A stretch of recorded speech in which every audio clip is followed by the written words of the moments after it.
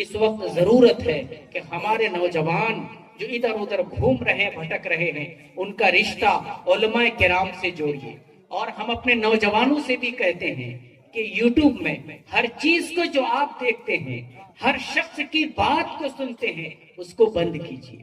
ایک ایک مسئلے کو تلاش کرنے کے لیے صرف گوگل کا سہارا لیتے ہیں، اس کو ختم کیجیے۔ کیوں؟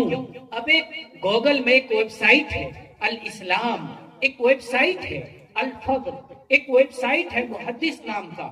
یہ وہ ویب سائٹ ہے جو قادیانیوں کی طرف سے ہے، اور ہمارے نوجوان اس کی وجہ سے مرتد ہو رہے ہیں، بہک رہے ہیں۔